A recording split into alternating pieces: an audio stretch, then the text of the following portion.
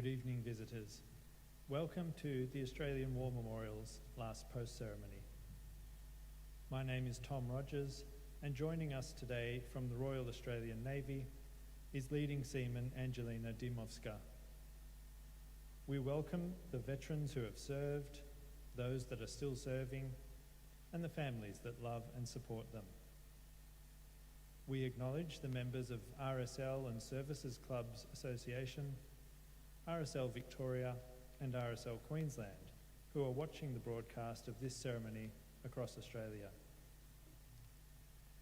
During this evening's ceremony, wreaths will be laid at the base of the pool of reflection by visitors to the memorial. If you are able, please stand for the national anthem.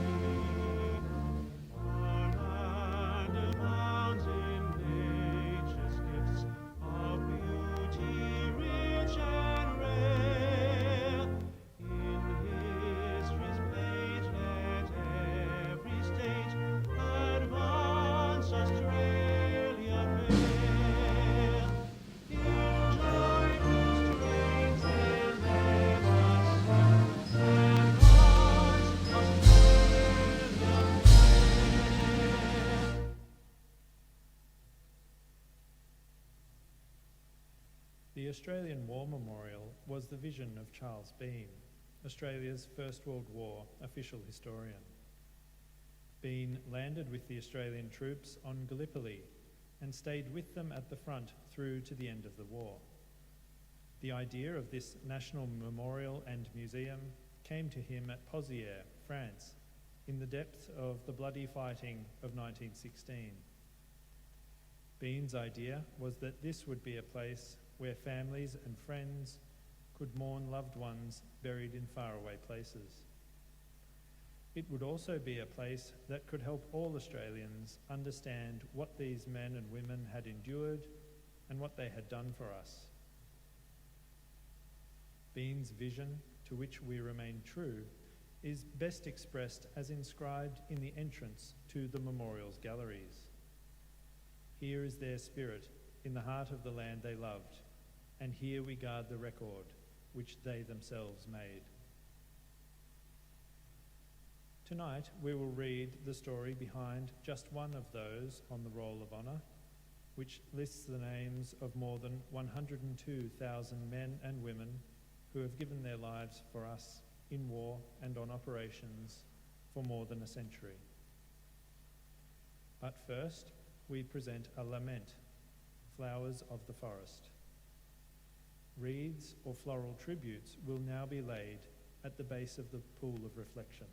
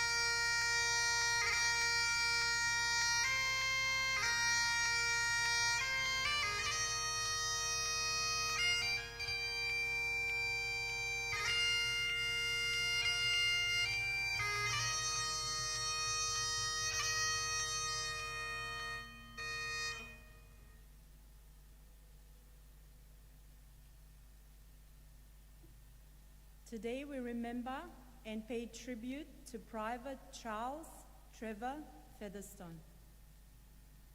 Charles Featherstone was born on the 5th of July 1916 in the Melbourne suburb of Fairfield. The son of Joseph and Nellie Featherstone, he grew up in Melbourne and later found employment as a bootmaker. In 1936, he married Lorna Holden, and the two lived in East Preston, where they raised their children, Margaret and Jeffrey. On the 9th of July 1940, Charles Featherstone enlisted at Town Hall in Melbourne.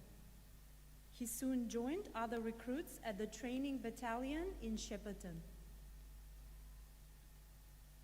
In early August, Featherstone was admitted to hospital with mumps.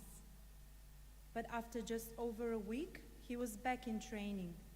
And in October, he joined the 2nd 21st Battalion. The 2nd 21st Battalion had just been raised and was earmarked to reinforce Dutch troops in Ambon, in modern-day Indonesia, if the Japanese decided to attack.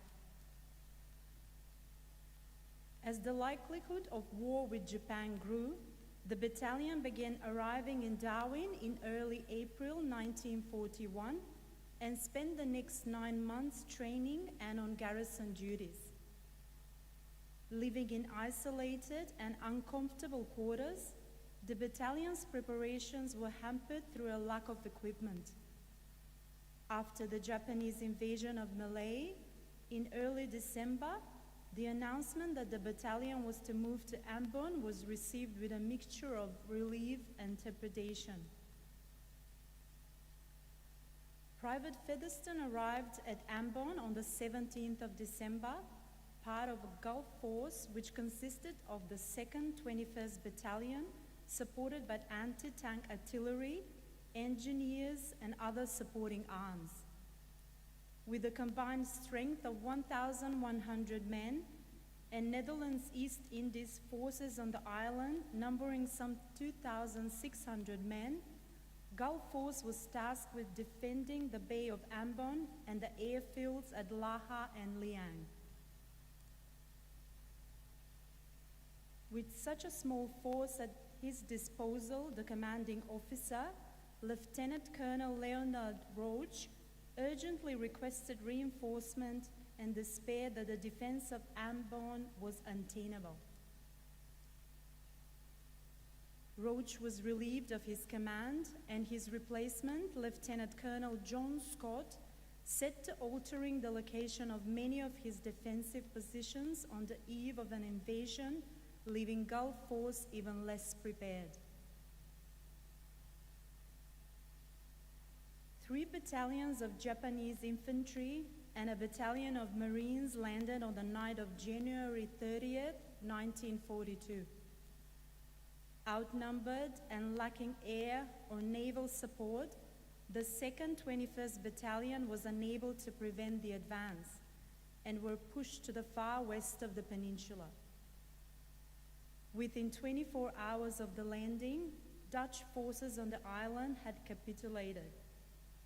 Around 150 Australian soldiers were captured, and many were later massacred following a major Japanese offensive in early February. The remainder of the battalion surrendered the following day. Although several small parties managed to escape Ambon and return to Australia, Featherstone was one of around 790 men who were captured and went into captivity as prisoners of war. Conditions for the prisoners on Ambon were poor, and they suffered the highest death rate of any group of Australian prisoners of war. Japanese treatment of the prisoners became harsh after a successful escape was made by a small party of Australians in March 1942.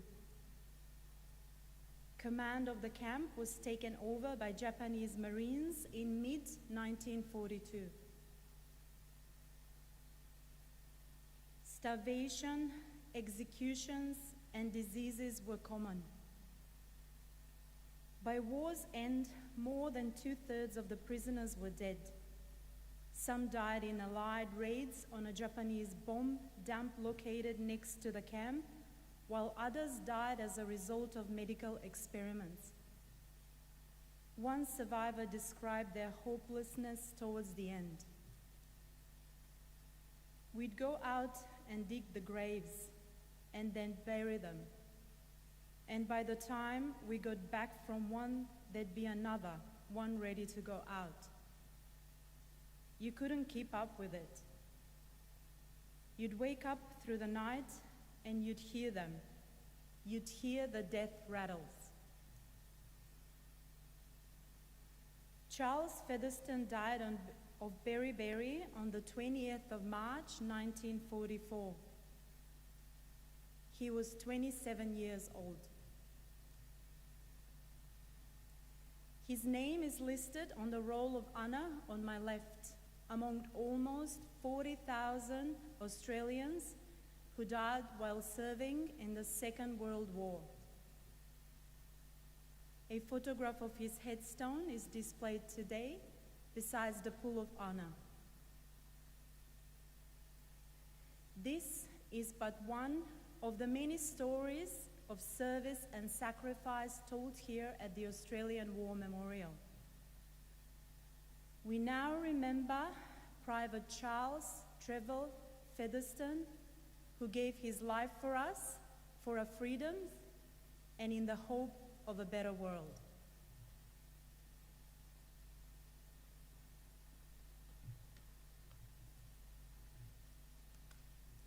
Please stand for the reading of the ode and the sounding of the last post.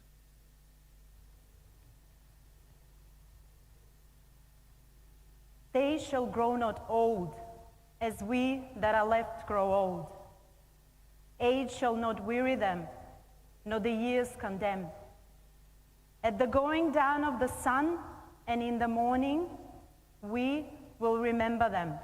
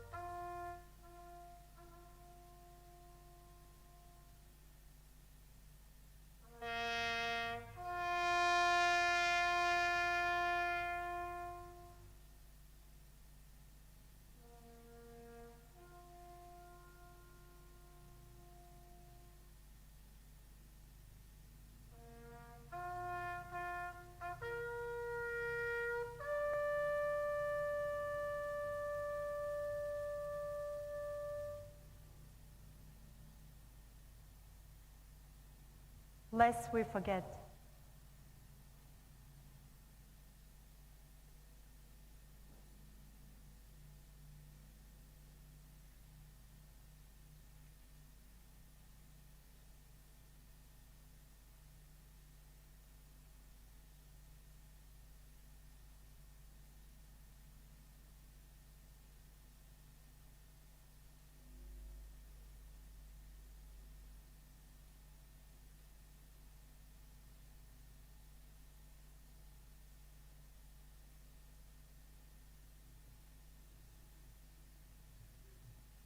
We leave you this evening with the words of the memorial's founder, Charles Bean. Many a man lying out there at Poziere or in the low scrub at Gallipoli with his poor, tired senses barely working through the fever of his brain, has thought in his last moments, well, it's over. But in Australia, they will be proud of this. Ladies and gentlemen, girls and boys, that concludes the last post ceremony. We thank you for visiting the Australian War Memorial and wish you all a very good evening. Thank you.